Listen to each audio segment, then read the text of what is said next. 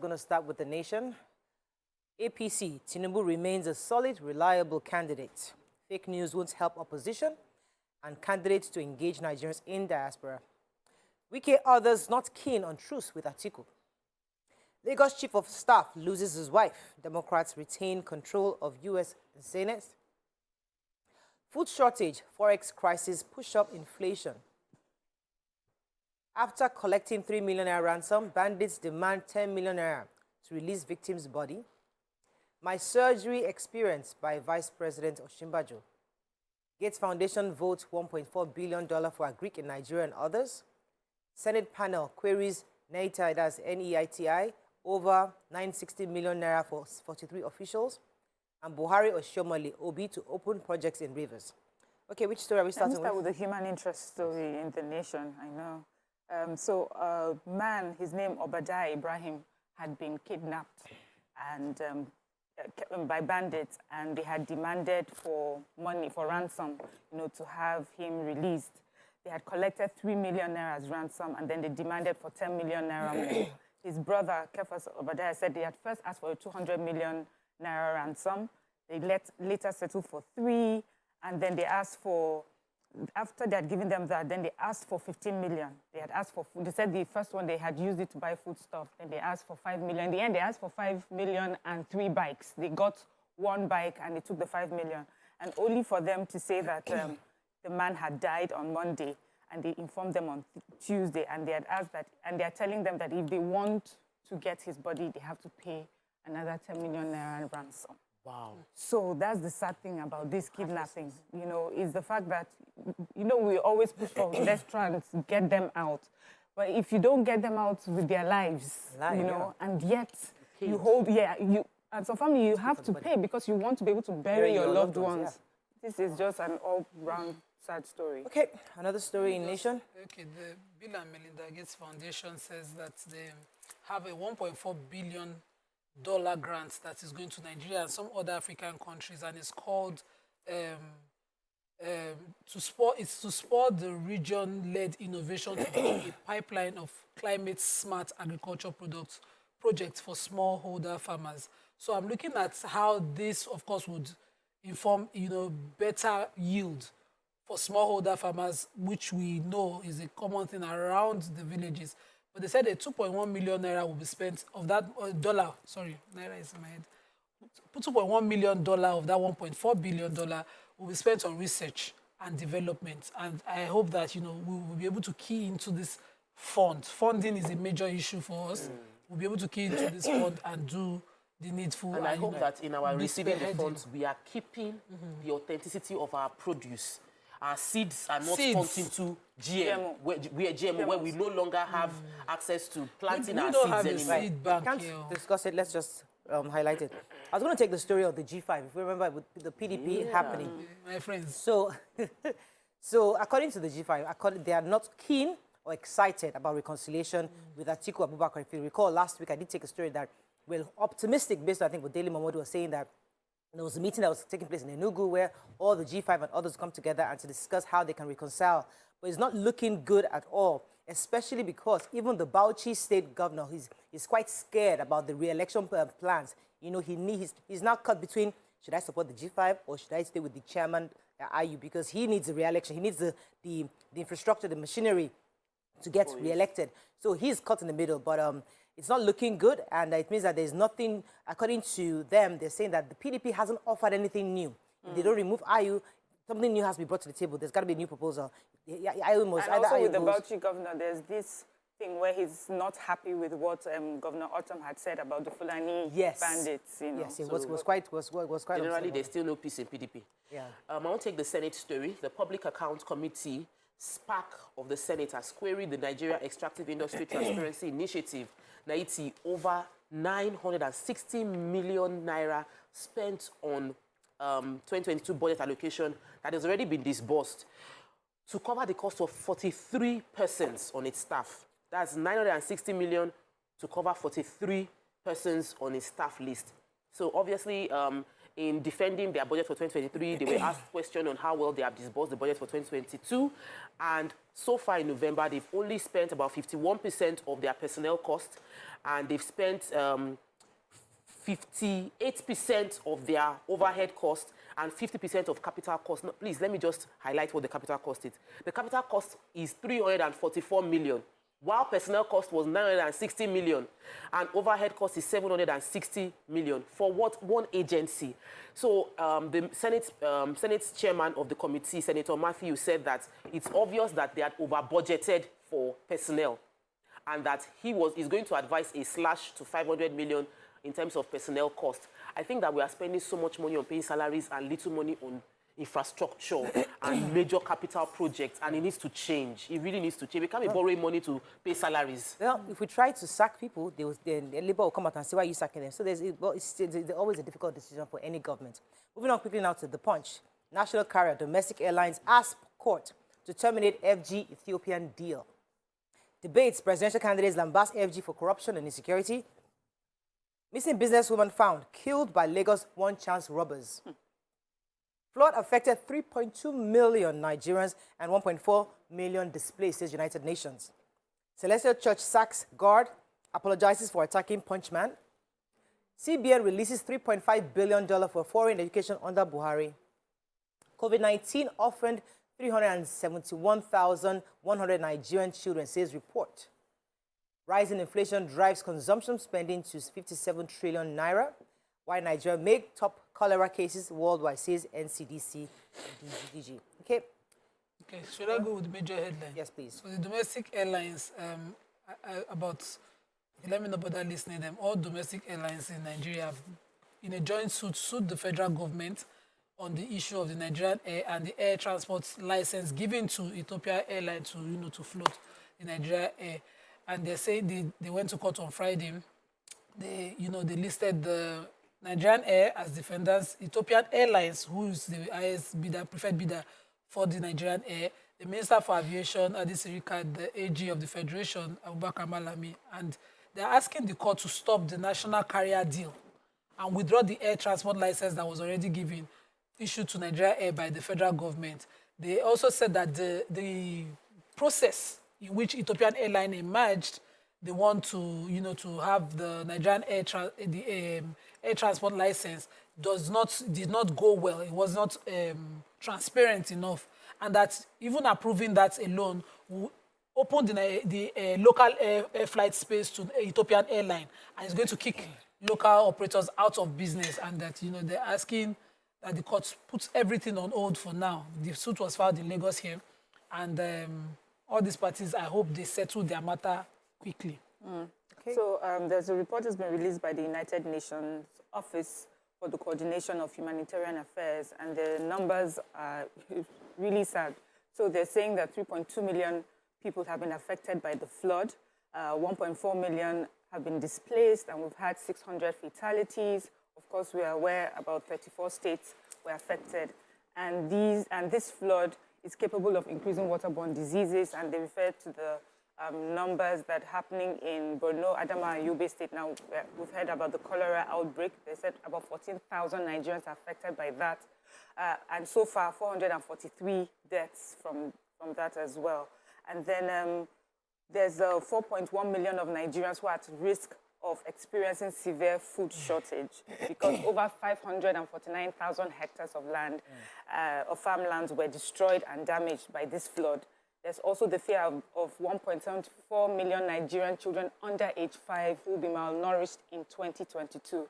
So the gist of the matter is that humanitarian help is needed for the vulnerable with food until, the water finally recedes and they can go back to their farmlands and their other livelihood. So still reviewing Punch, and there was a story that caught my attention. The data from the Apex Bank revealed, that CBN revealed that Nigeria remitted $3.5 billion to foreign academic institutions under this Buhari administration. According to the source, to the report from Punch, this huge net dollar outflow have dual adverse effects of the underinvestment in domestic education and creates pressure on the Naira exchange we've been seeing. So remember, everybody say there's no dollar, Naira is going up, people are screaming from abroad, oh my goodness, Naira is not here, the Naira is not 900. Imagine. But guess what? We're part of the problem because we're all looking for dollar to pay for our children's school fees abroad. The high demand for dollars to pay foreign educational institution affects Nigeria's foreign reserves and contributes immensely to piling pressure on the exchange rate. So yes, there are arguments for and against because you say the educational facility, the educational institution in Nigeria has fallen. Yes, let me take my child there. I have to find abroad. Yes, the good option. But if you do that for yourself, one of the others who are then affected. So this is a conversation we'll continue to have, but that's what's putting pressure on our Naira right now. I've been following the story of the Celestial Church, the Sharon Parish, that one of the security men actually beat up a staff of a reporter for The Punch. And now that particular security man they've sacked the guard that beat up the Punch reporter, and they issued an apology letter, a letter of apology to Mr. Dimeji Lambo, that the guard was not following procedure and it was it was just overzealous. And so I'm happy that they said, unfortunately, there was a breakdown of information, totally wrong message conveyed. They had been following. I followed the story last week when the issue was reported, and I'm happy that they've found a way to peacefully resolve the situation. Okay, moving on quickly to Daily Sun. IU's fate hangs as Atiku G5 governors negotiate. Nigerians victims of failed government, says Labour Party. 2023, Nigerians may elect kidnappers if care is not taken, criminologist warns.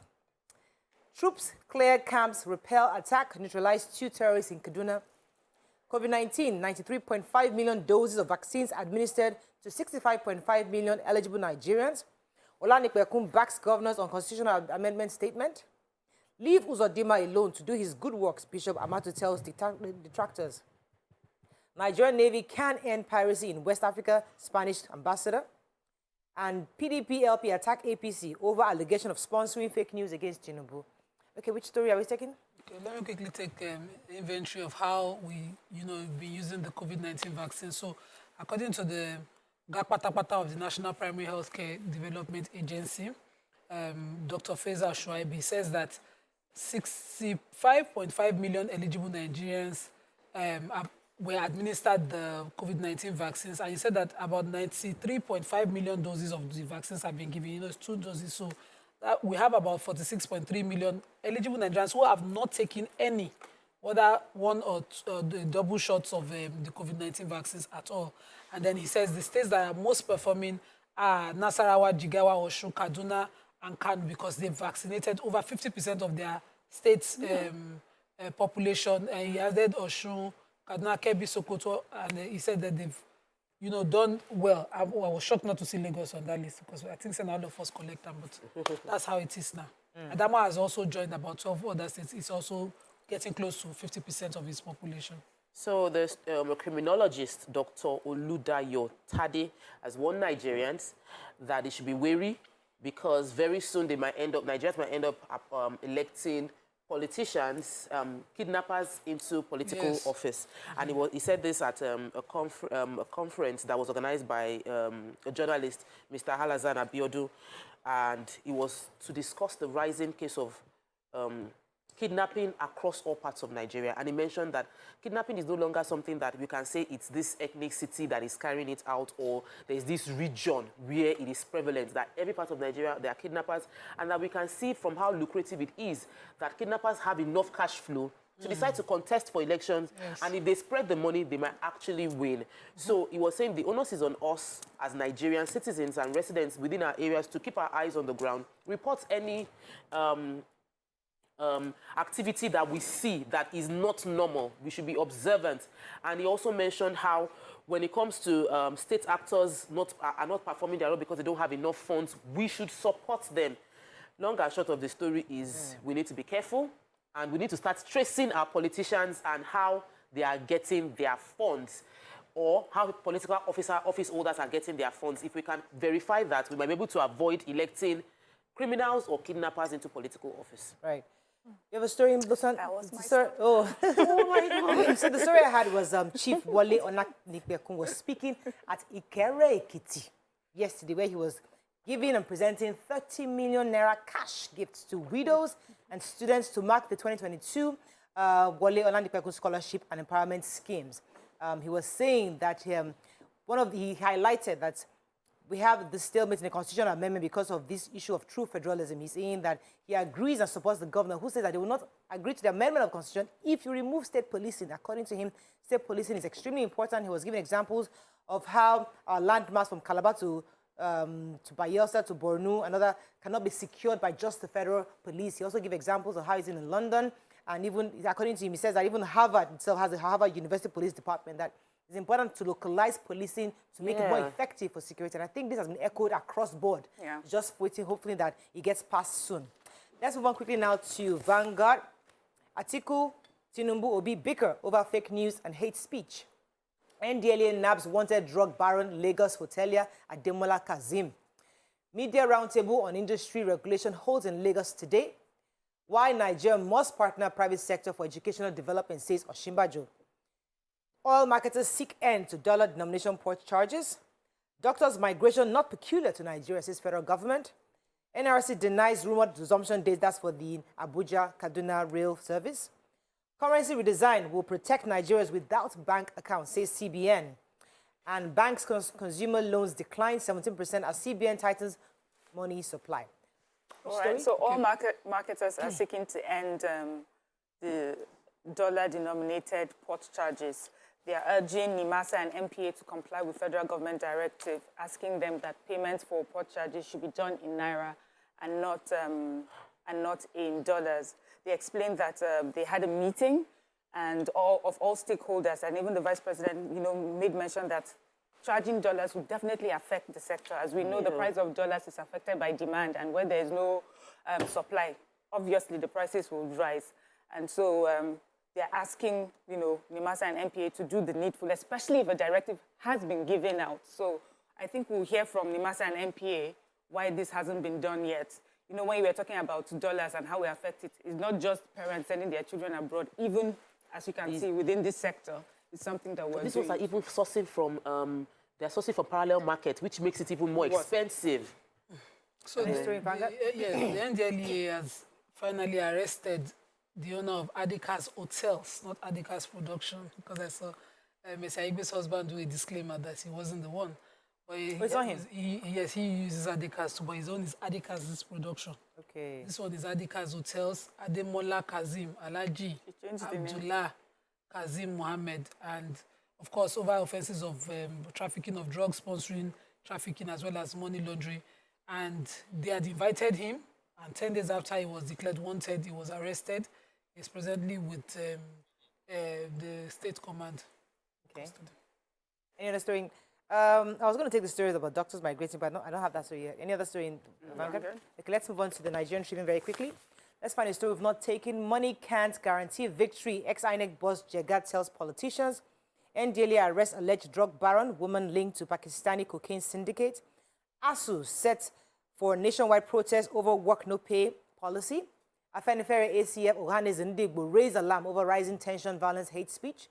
Olanipekun backs governor over clamor for state police. And fake INEC statement on Tinubu, APC 6 police investigation. Which story are we taking in Tribune? Okay, Jega, do you want to take another one? Yeah, I have ASUU, salary. So ASUU is saying that they're going to embark on a one-day nationwide protest, and this will be done at the campus level. So they're asking that members of ASUU and lecturers should pick a day within the week that it will be a lecture-free day, and then they would go around, protesting this policy of no work, no pay. And for them, they're doing this to bring the attention of Nigerians at home and in diaspora about the stance that the government has taken. They blame it, of course, all on the Minister for Labor and Productivity. They said that for them, this is the casualization of education, and this is not done anywhere else in the world. These are educated people, intelligence, and you cannot treat them as such. So we would be seeing nationwide protests at the university levels.